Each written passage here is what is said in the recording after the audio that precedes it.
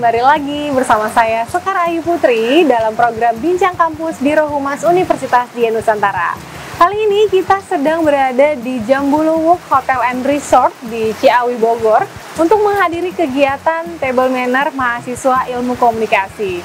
Nah, seperti episode-episode sebelumnya, kita akan mewawancarai salah satu dari narasumber dalam kegiatan ini, yaitu Ibu Dr. Rosmawati Hilderia. Beliau merupakan seorang dosen dan juga praktisi PR. Kita akan membahas dengan topik yaitu pentingnya karakter building dalam kehidupan profesional. Yang dimana karakter building itu sangat dibutuhkan ya untuk semua orang dan untuk segala lini usaha maupun dalam kehidupan bermasyarakat. Sebelum kita berbincang dengan narasumber, kita akan melihat dulu keseruan dari kegiatan Table Manner kali ini.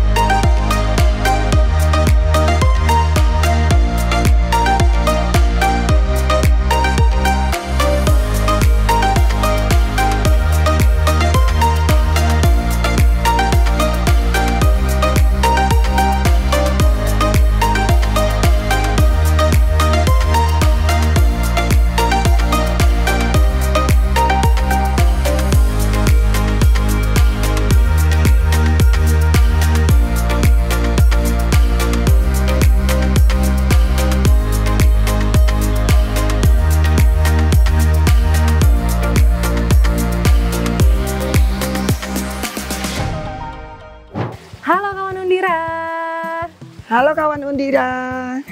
Saat ini kita sudah bersama dengan Ibu Dr. Rosmawati Hilderia Panjaitan, Esos MT. Terima kasih Ibu telah memenuhi undangan kami.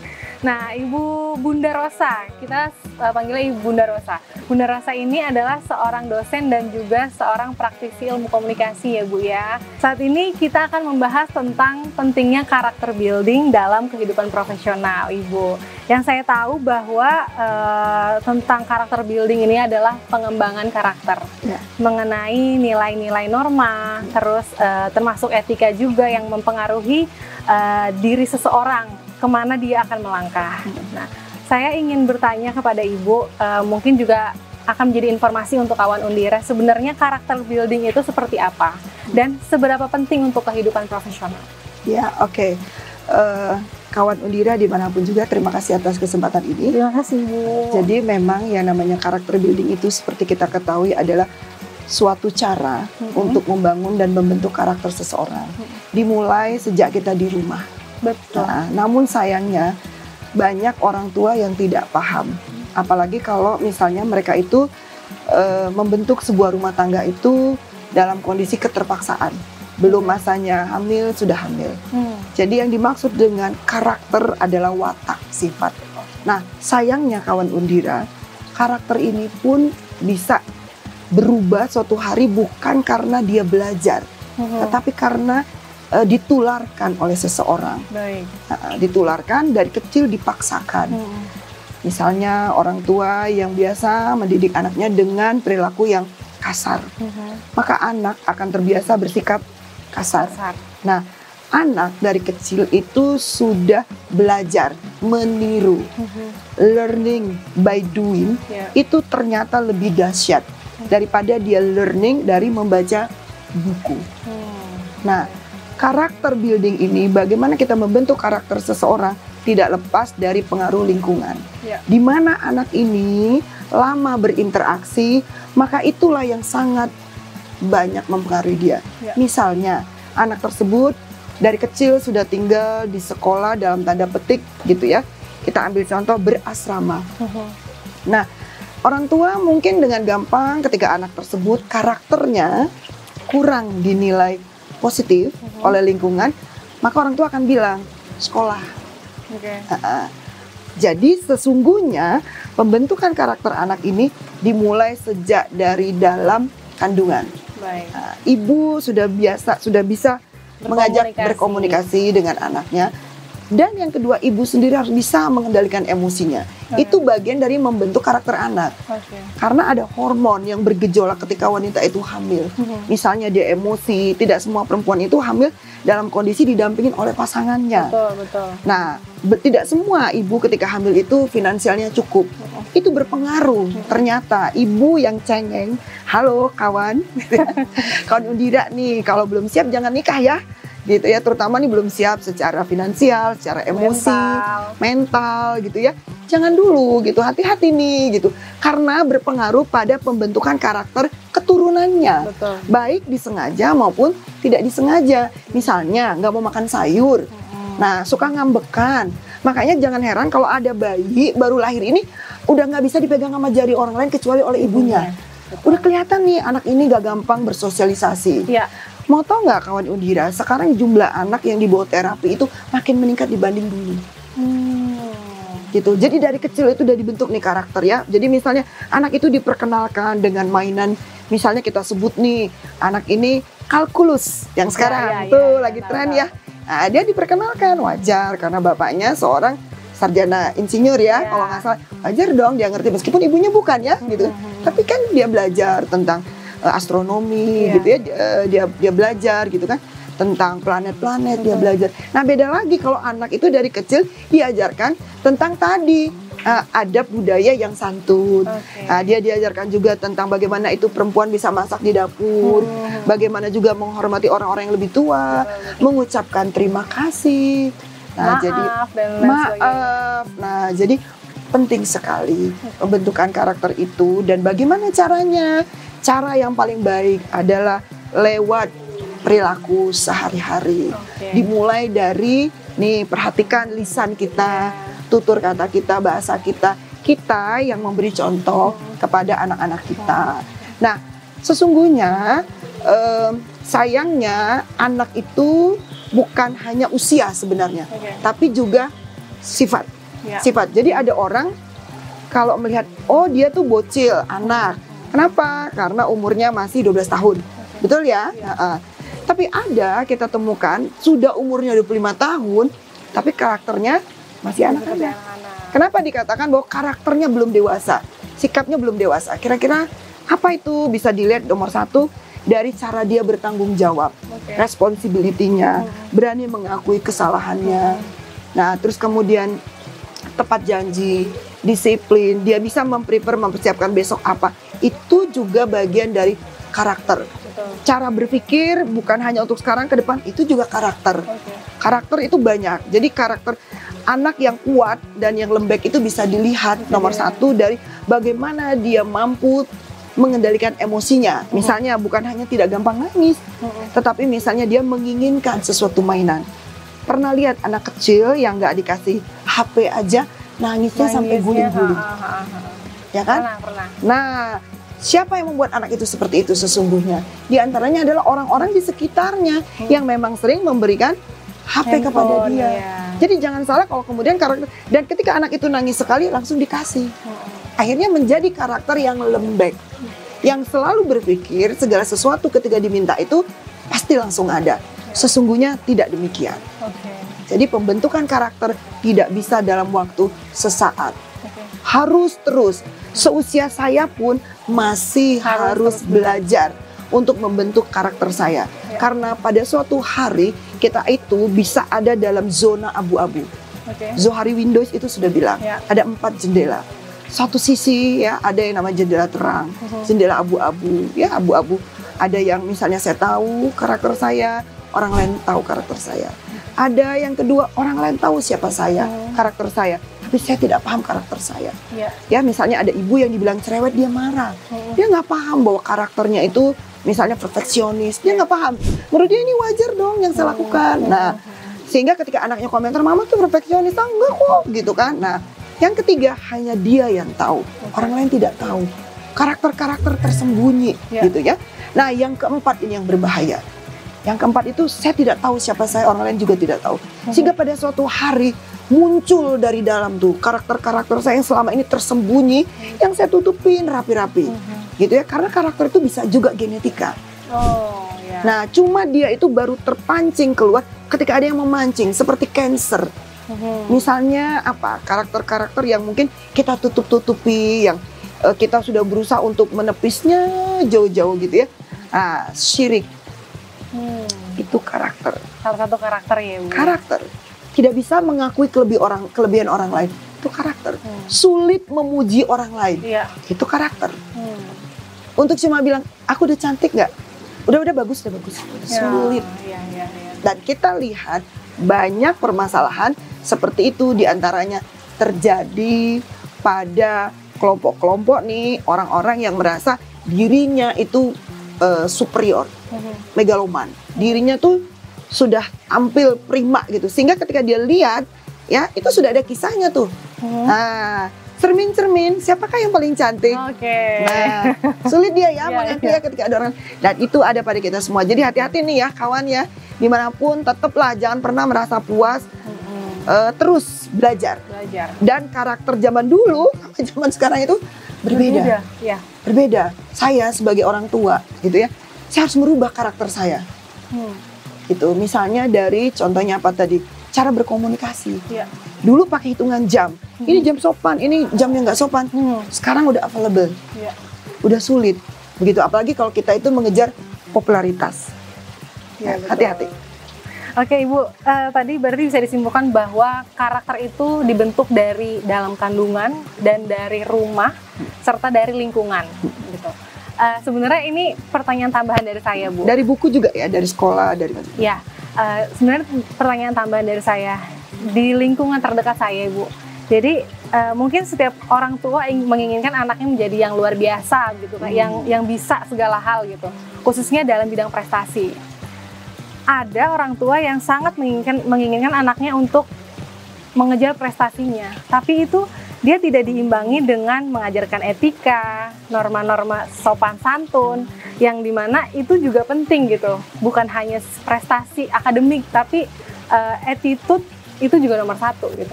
Nah, bagaimana pendapat Ibu tentang fenomena tersebut?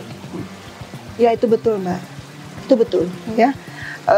Tadi saya bilang ya, banyak anak-anak sekarang itu orang tuanya lebih bangga kalau anaknya itu bisa bahasa asing. Betul sekali. Nah, daripada dia mengenal tentang misalnya ya, kalau kita ambil contoh itu sikap cara menghargai orang tua.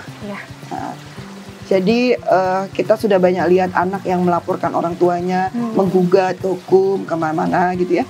Jadi memang Mbak, kalau misalnya bertanya gitu ya, itu hal yang memang harusnya sudah disadari oleh orang tua. Tidak semua anak yang dia lahirkan itu seperti yang dia mau. Tidak semua kita ini raja wali. Seperti tadi saya sudah katakan ya pada saat di acara grooming ya. Jadi tidak semua kita ini adalah burung merpati. Ya. Tidak semua kita juga adalah ikan paus. Tetapi semuanya itu punya daya tarik. Betul. Nah, merpati punya keistimewaan sendiri, mampu mengantarkan berita gitu ya sampai ribuan kilometer. Raja Wali mampu terbang tinggi, Merak begitu mempesona dengan bulunya. Nah, jadi sebenarnya orang tua yang bersikap seperti itu ya, biasanya yang pertama dia pun dibesarkan dalam lingkungan dulunya seperti itu. Jadi ada 6 faktor yang membentuk kepribadian manusia sampai dia seperti itu. Jadi dia lupa nih dengan pelajaran attitude, tapi dia lebih mengejar pada ambisi gitu kan, pada nilai. Nah, biasanya karena dia dididik seperti itu, dididik oleh keluarganya seperti itu. Atau yang kedua, dia biasa berkumpul dengan teman-teman yang sibuk membanggakan anak-anaknya karena IPK-nya sekian. Nah, sekarang tuh ketika anak-anak lulus, terima masuk universitas atau terima rapor tuh biasanya media sosial itu yang rame anaknya itu cuma lewat gini set gitu kan, ngintip gitu sedikit, tapi emaknya itu semua pamer gitu. Saya baca gitu kan, foto paling banyak itu emaknya. Kalau dihitung paling banyak foto sama emak apa sama bapak, emaknya. Karena memang Mbak, ya saya jujur sebagai orang tua, aduh kalau cerita jadi sedih deh. Itulah kebanggaan orang tua. Orang tua itu akan sangat merasa bangga ketika anaknya berhasil. Ciri dia berhasil adalah IPK-nya Mbak. Sehingga banyak orang tua saking ingin mengejar hal itu, dia melakukan berbagai macam cara. Termasuk omongan yang keras ya. Kita belakangan ini ketemu ada mahasiswa ya yang untuk masuk suatu perguruan tinggi itu nyogok, sampai ada rektor, ini yang kena nih, fakultas kedokteran. Orang tuanya mati-matian nih, bayar hanya untuk ngejar masuk fakultas kedokteran. Coba tanya dulu anaknya, mau jadi apa sesungguhnya. Sampai ada yang kemudian bunuh diri. Nah itulah contohnya. Jadi nomor satu yang paling penting itu sesungguhnya adalah karakter. Berani mengaku salah, ya bisa berjiwa patriot, gitu ya, bertanggung jawab, gitu. Nah, bukan IPK. Karena banyak orang-orang yang kaya itu bukan IPK-nya 4 loh. Betul. Jangan salah. Dia siap menerima kekalahan itu gak gampang loh, Mbak. Betul. Dikritik orang itu gampang gak? Menerima masukan. Sulit ya? Sulit. Ada sebagian orang yang bisa menerima dan menjadinya pacuan. Ada yang dia menjadi... Malah dibilang ini apaan? Bukan urusan lu kok, gitu kan? Ya. Yang dilihat aja apa lu lihat gue. Nah, kenapa? Karena ternyata setelah kita selidikin anak-anak yang suka ngebully ya. Ini kawan Undira. Kawan Undira. Undira ya, dimanapun berada ya. Kebetulan Bunda juga semester ini ya mengajar di Politeknik Pemasyarakatan, di bagian bimbingan masyarakat. Ternyata mereka itu kan prakteknya di juga ini ya, nanganin penjara anak-anak. Sedih banget tuh. Ternyata anak-anak kayak gitu tuh mereka bilang lebih nyaman di dalam penjara. Kenapa? Karena di rumah, di luar dia justru mengalami kekerasan. Dan dia orang tua nggak bisa terima kalau anaknya itu sedikit lemot, lambat, gitu kan? Mengalami sedikit gangguan, gitu. Jadi orang tua tuh pingin anaknya itu Wonder Woman. Terus ketika anaknya lapor bahwa dia itu di sekolah itu dibully, banyak orang tua bilang apa? Lawan. Orang tua tidak tanya kenapa sampai anaknya dibully. Bisa saja karena memang anaknya itu disekolahkan di sekolah yang sebenarnya itu dia nggak mampu mengejar. Bukan hanya secara intelektualitas, secara finansial. Banyak juga anak-anak yang misalnya tidak mampu tapi orang tuanya ambisi di sekolah ini karena sekolah itu keren. Tapi di sekolah itu dia dibully karena bisa lihat teman-temannya jajan, punya uang. Dia nggak punya, dia akhirnya minder, Mbak. Nah, karakter dia di situ kacau. Di satu sisi dia tahu dia pinter, tetapi di satu sisi dia merasa apa? Dia lemah. Karena uang, Aristoteles bilang menempati urutan nomor 2 yang sangat mempengaruhi karakter kita. Uang. Nomor 1 ilmu pengetahuan. Coba saya tanya, Mbak, karakter Mbak ketika pegang uang, ya, misalnya anak selalu, orang tua bisa bilang gini, kamu harus tahu loh kamu anak siapa. Kamu itu gini. Beda dengan, kamu harus tahu. Kamu tuh anak siapa. Terus to ojo. Dia kamu ngindar aja. Jadi anaknya dibully pun diem aja gitu. Dia nggak usah ngelawan. Bapakmu ini siapa? Kerjanya cuma apa? Karena uang. Tapi beda ketika orang tua bilang hajar, pukul, tembak, ya. Baru-baru ini kita lihat kasus siapa? Mario. Nah itu karakter. Jadi cuma kita tidak bisa 100% menyalahkan orang tua nih. Di mana dia dibesarkan, siapa teman bermainnya, bagaimana lingkungannya, apa saja yang dia baca, yang dia lihat. Ya bermain game, kecanduan game saat ini ngeri banget. Gitu, nggak main-main gitu ya. Bahkan ada kejadian kita sebut nih sebuah universitas negeri ternama di Indonesia di Jakarta. Ya, dia membunuh temannya sendiri. Satu kos ya. Hanya karena apa? Terlilit hutang. Dia pingin punya semua. Jadi karakternya itu nggak bisa menahan. Nggak bisa menahan, ingin punya. Dia lupa dompetnya tidak setebal temannya. Jadi uang itu berpengaruh. Nah, yang pertama ilmu pengetahuan, yang kedua uang, yang nomor 3 yang berpengaruh lagi nih Mbak adalah, nih, hati-hati nih, lingkaran pertemanan kita itu mempengaruhi karakter kita. Jadi tadi saya sudah cerita, ada anak yang kecilnya bagus, dibentuk orang tua bagus, sampai SD, SMP, SMA bagus, kuliah saya sudah ketemu, kuliah ya semester atas dikit itu berubah jadi gigolo. Astaga, wow. Berubah jadi gay. Enggak dari kecil anak itu jadi gigolo, enggak. Dan saya sudah ketemu berubah jadi lesbian setelah dia masuk dalam suatu komunitas. Nah, jadi Bunda bukan hanya membaca, bukan hanya meneliti saja, tetapi berinteraksi dengan mereka, menerima konseling. Gitu. Bukan dikatakan tuh hampir setiap selesai sesi perkuliahan mereka sharing dengan saya bahwa itu mereka alami. Gitu. Oke Bunda, tadi kan Bunda sebutkan bahwa Bunda juga melakukan konseling kepada anak-anak tersebut ya. Di sini case-nya karakter ini sudah terbentuk bahwa dia itu bisa dibilang mentalnya tuh tidak sekuat teman-temannya lah gitu. Dia tuh menyendiri, introvert, lalu juga merasa saya tuh nggak punya apa-apa, saya tuh nggak bisa apa-apa, dan orangnya nggak enakan misalnya. Apa yang Bunda akan berikan saran kepada teman-teman kawan Undira yang seperti itu mungkin Bunda? Yang pertama ya, jangan ragu konseling. Nah, konseling itu bukan hanya sama seorang psikolog. Tidak harus ya. Apalagi kalau kita itu malu, nggak punya waktu, nggak punya uang. Ya, kita bisa konseling itu dengan orang-orang yang kita anggap bijak. Misalnya siapa? Dosen. Itu kalau punya, atau teman yang harus grade-nya lebih tinggi di atas ya. Kalau tidak, kita lakukan terapi diri kita sendiri. Terapi kita sendiri, kita bangun percaya diri kita ya. Dengan cara yang pertama adalah bercermin. Ya, ini terapinya rekan-rekan, kawan-kawan ya. Kawan-kawan ya, yang pertama caranya bercermin. Bercermin ya, lihat tubuh kita dari atas sampai ke bawah, mengucap syukur. Lalu bandingkan, compare dengan orang yang kondisinya tidak seperti kita. Kita misalnya sempurna, kalaupun kita tidak sempurna, lihatlah, fokus konsentrasi lebih pada hal yang positif dari kita. Misalkan bibir kita sumbing, jangan lihat pada bibir kita yang sumbing, tapi lihatlah pada cantiknya bola mata kita. Nah, lihat, tonjolkan pada hal-hal yang lebih.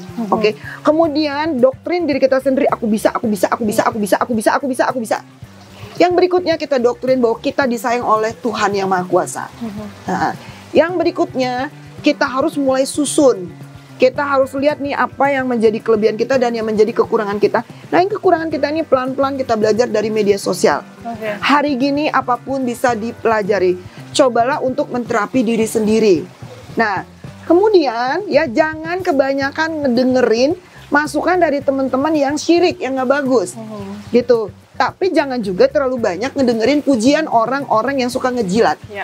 Jadi ingat ya, nomor 1 tadi kita mulai dengan menterapi diri kita sendiri ya. Terus kemudian tadi sudah mengucap syukur gitu ya. Kita yakin, Hitler sudah bilang, kebohongan yang didengungkan berkali-kali, maka suatu hari akan diyakini menjadi suatu kebenaran. Contohnya anak kecil yang dari kecil selalu orang tuanya bilang, aduh anak bunda yang paling cantik, paling ganteng, paling cantik, paling ganteng, paling cantik, paling ganteng. Maka dia yakin dia cantik dan ganteng. Tapi kalau orang tuanya dari kecil misalnya selalu bilang, brengsek, anak nggak tahu diri, ucapan-ucapan kebun binatang. Nah, makanya kita harus bisa mengcounter. Mengcounter. Jadi ketika kita menerima ucapan yang seperti itu, kita counter, kita lawan. Dari dia misalnya, oh enggak, dianya aja yang sirik sama gue. Tuhan baik sama aku, bersyukur aku ini. Nah, berikutnya lagi nih, tadi kita udah bilang ya, belajar yang namanya tata rias, tata busana. Gitu ya.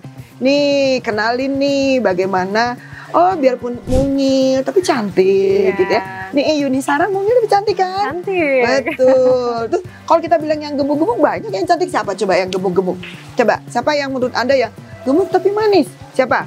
Kira-kira yang menurut kamu nih? Okky Lukman? Ya, sekarang dia udah diet, dia udah kurus. Betul. Ya. Jadi banyak gitu ya. Jadi intinya nomor 1 bersyukur dulu. Kecantikan itu kan apa aja, inner beauty, ya, brand. Nah, mungkin kita itu kurang cantik secara fisik, tapi brand kita.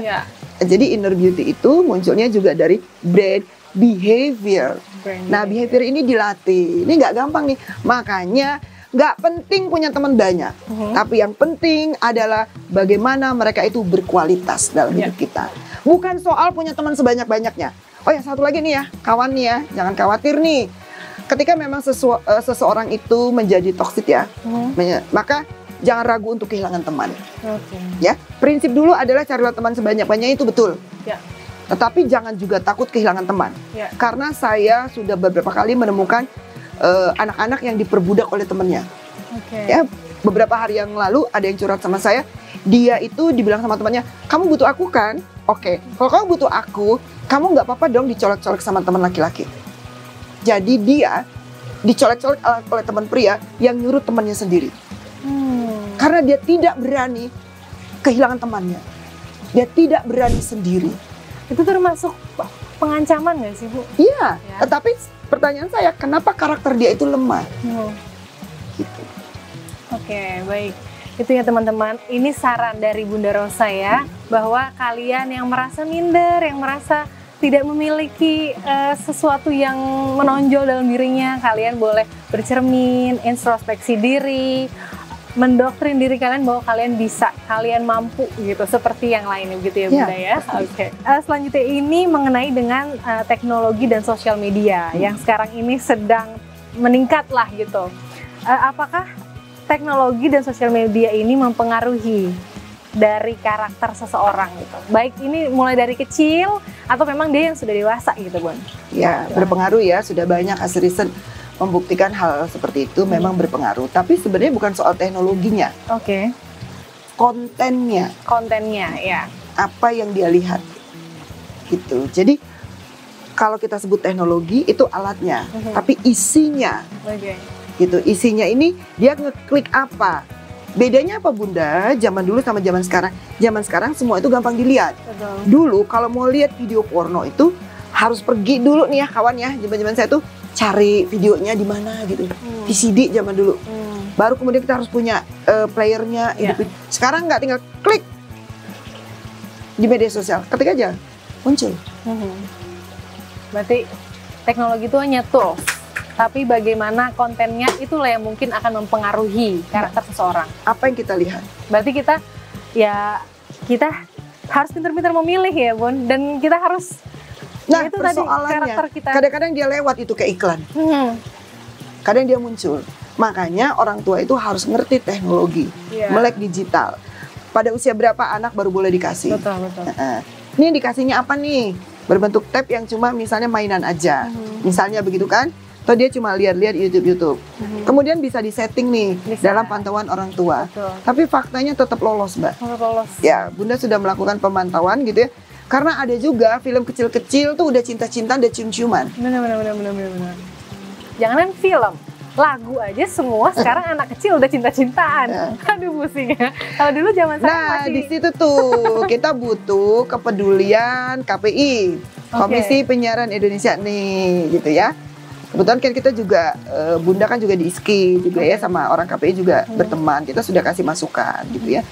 Terus mereka-mereka yang memegang, yang punya misalnya media bikin film, ya buatlah film-film yang lebih ramah untuk anak-anak. Ramah untuk anak-anak, untuk keluarga, gitu ya. Banyak kok contoh film ngeri-ngeri sedap. Ya. Kan menarik juga kan. Nah, terus banyak lagi yang sekarang ya. Film Indonesia sekarang udah mulai naik. Kita ngomongin karakter jadi ngomongin film nih. Ya, begitu. Oke. Bukan hanya dari rumah, dari buku, dari lingkungan, tapi dari film, dari apa yang kita baca itu juga mempengaruhi ya Bun ya. Iya. Oke. Baik, ini selanjutnya. Satu lagi Mbak. Iya. Warna cat dinding rumah. Wah, ini menarik. Ini menarik juga bagi saya. Ya. Boleh dijelaskan Bun? Ya, jadi anak-anak ya harus kita perkenalkan cantiknya warna-warna pelangi. Oke. Nah, jangan monoton satu warna saja. Jadi saya sudah ketemu pada beberapa anak seperti tadi. Ya, kita kan warna apa? Yang dia punya baju itu. Jadi saya ketemu anak itu hanya suka warna hitam, putih dan coklat. Oke. Palingan abu-abu tambah sedikit. Dia nggak mau pakai warna merah, warna kuning.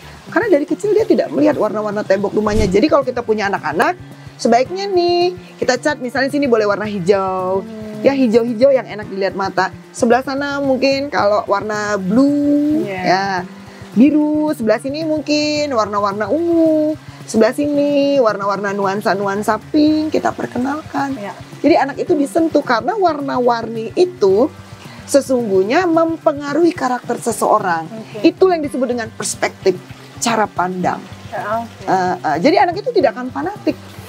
Jadi ketika dia pilih baju, dia nggak akan bilang warna yang paling cantik cuma putih. Tidak. Tapi semua indah. Tapi bagaimana cara menatanya? Nah, selain warna-warna, berikutnya lagi adalah nih aksesoris rumah. Tatanan foto di rumah. Jadi kalau kita perhatikan beberapa misalnya di kerajaan-kerajaan di Inggris, di Eropa, di Belanda gitu ya, Indonesia kita ambil juga banyak itu. perhatikan rumah-rumah yang banyak memasang foto family keluarga. Oke. Itu berpengaruh pada karakter anak. Benar sekali. Nah, seneng nggak nih, jujur nih, masuk rumah nih, waduh rumahnya gitu, Iya, ada foto iya. keluarganya tanpa bapak ibunya. Betul. Jadi sekalipun seandainya, bukan soal mahalnya bingkai foto, tapi kenangan di balik foto Betul, itu. betul, betul. Maupun foto itu dalam kondisi berantakan, ada tepung-tepung, oh ini waktu belajar bikin kue pertama sama ibu. Naik sepeda, nangis jatuh. Oh ini belajar naik sepeda pertama. Main layang-layang bersama ayah. Jadi sekalipun orang tua sudah nggak ada, itu jadi kenangan. Betul, betul. Di situ anak akan ingat apa doktrin orang tuanya. Iya, Dia akan masuk. Oh ya, aku harus kuat, aku harus bisa. Dia akan lihat di foto itu bapaknya tersenyum. Dia selalu membayangkan. Makanya rumah-rumah jangan sepi dengan aksesoris. Betul. Jangan takut. Jadi kalau ada anak kecil, jangan geser. Supaya anak nggak ngeberantakin. Jangan takut saya. Oke.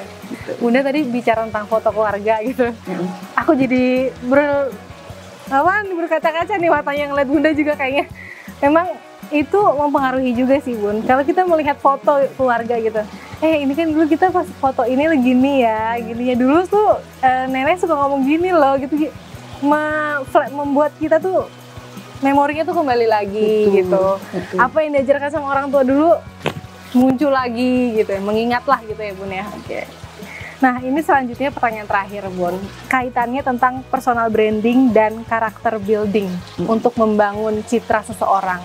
Boleh diberikan pandangan Bunda dan sarannya untuk kawan Undira yang Agar sekarang punya personal branding. Iya, personal branding. Karena anak-anak sekarang tuh dia rada ini ya, malu gitu, ada malu gitu, nggak percaya diri gitu. Ada beberapa rekan saya yang seperti itu Bun. Coba mungkin bisa dapat insight dari Bunda seperti apa.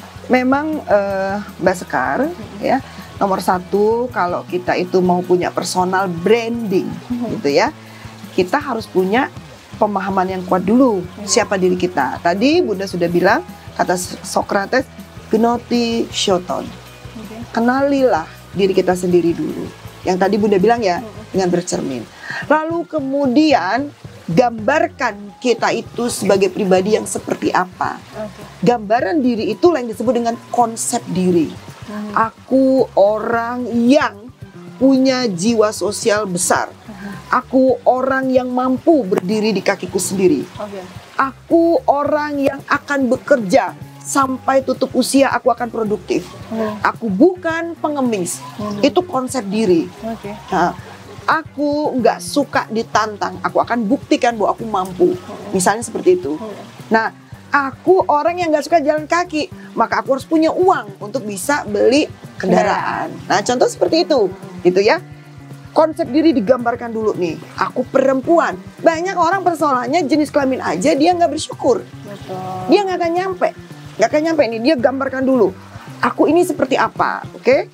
Apakah aku perempuan yang lemah lembut? Apakah aku itu perempuan yang sporty? Apakah aku yang tomboy?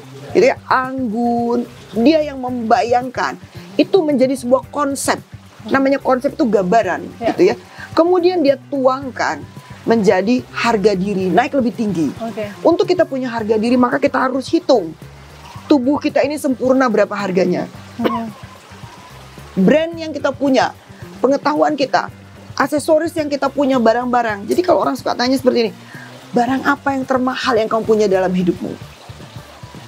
Apa yang termahal dalam hidupmu yang membuat kamu tuh mahal? Kita selalu bilang, apa ya? Lama kan kita berpikir kan? Nah, salah satunya adalah kepala nih. Tuh teman-teman yang memakai kendaraan bermotor, helmnya dipangku, kepalanya enggak disayangin. Gitu kecelakaan jatuh. Dia enggak sayang, ini yang paling berharga nih. Kemudian apa? Jantungnya, paru-parunya, hidupnya enggak sehat, pemakai narkotika, ya, alkohol, perokok berat gitu loh. Pola makannya enggak bagus gitu. Itu yang berharga harusnya adalah tubuhnya.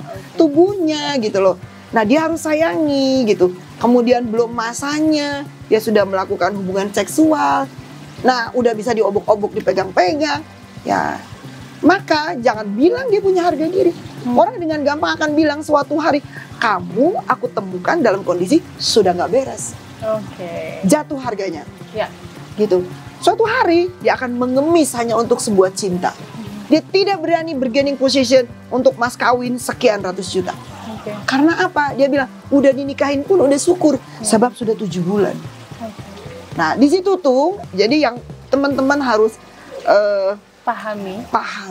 Kalau kita bicara tadi tentang personal branding. Nah, setelah punya harga diri, baru naik yang namanya punya citra. Ingat ya, nomor 1 tadi apa? Notice your thought, kenali diri sendiri. Kemudian kita bikin konsep diri. Terus kemudian harga diri. Baru berikutnya adalah tentang citra. Citra itu capaian-capaian prestasi yang kita raih. Kumpulkan tuh. Kayak kita juara puisi. Misalnya apa nih? Juara menari. Apalagi misalnya ya macam-macam lah ya, banyak ya sekarang ya, ikut magang, ikut apa gitu, itu prestasi. Kemudian bisa nulis, bisa apa namanya nih, masuk jurnal, atau misalnya bisa jadi seperti Mbak Sekar, ini prestasi, jadi host gitu ya. Nah, capaian-capaian prestasi itu bukan cuma setelah dikumpulkan disimpan, tapi kita publikasikan dengan cara yang elegan, bukan sombong. Kemudian gunakan untuk memotivasi teman-teman. Tadi saya lihat ada yang punya media sosial sampai sekian banyak, tapi isinya tidak bersifat mengedukasi, Mbak. Nah, citra itu terbentuk sebelum kita menuju ke reputasi, sebelum kita bicara branding tadi, himpunan itu dikumpulin tuh, remah-remah itu. Muncul nih yang kita tabung, citra-citra tadi ini baru disebut dengan reputasi. Suatu hari contohnya IP kita jelek, orang tua nggak langsung bilang kita dasar anak yang begini-begini, enggak. Dia akan bilang, oke, bunda sama papa atau ayah, ibu, mami, dedi apa, paham, semester ini wajar lah kalau kamu rendah. Tapi nggak apa-apa, IPK itu tidak begitu masalah, karena prestasi kamu di luar banyak. Nah, tapi depan nilai kuliahnya bagus lagi ya, karena dibantu orang tua apa coba? Kamu sudah punya reputasi. Gitu, baru punya branding. Punya brand, seperti misalnya, oh itu siapa? Bunda Rosa. Oh itu siapa? Sekar. Nah, branding, ya personal branding hanya bisa dimunculkan jikalau kita itu punya prinsip yang kuat dan ciri khas yang tampak. Misalnya penampilan. Tidak, Bunda nggak yakin apa banyak orang yang berani memakai bunga. Misalnya ya, ada yang tanya sama saya, Bunda kenapa harus pakai bunga gitu? Bunda dari Bali ya gitu. Nah, karena itu bagian dari personal branding. Gitu, panggilan akrab. Itu juga bagian dari personal branding. Kekhasan suara, itu juga bagian dari personal branding. Himpunan semuanya ini disusun, ditata, dipresentkan, digroomingkan, ditampilkan, itulah yang nantinya bisa muncul personal branding. Jadi orang yang sudah punya personal branding berarti setidaknya 75% dia punya pemahaman karakter buildingnya yang kuat. Ya, teman-teman Undira, saya di sini sangat menikmati sekali Bunda tuh berbicara gitu ya, karena luar biasa sekali apa yang disampaikan Bunda, memang itu terjadi gitu, dan itu memang nyata dan bisa kita implementasikan gitu Bunda ya. Semoga kawan Undira semuanya yang mengikuti acara Bincang Kampus kali ini dapat terinspirasi oleh apa yang diceritakan Ibu Rosa, karena di sini bukan hanya materi, tapi Bunda juga terjun langsung. Jadi apa yang disampaikan Bunda Rosa ada berdasarkan pengalaman Bunda. Begitu ya teman-teman ya. Baik, saya ucapkan terima kasih kepada Bunda. Semoga Bunda sehat, lalu juga sukses selalu Bunda. Dan semoga kita dapat bertemu kembali di lain kesempatan. Amin. Baik, amin. Terima kasih Bunda. Sampai jumpa lagi kawan Undira. Terima kasih. Terima kasih Bunda.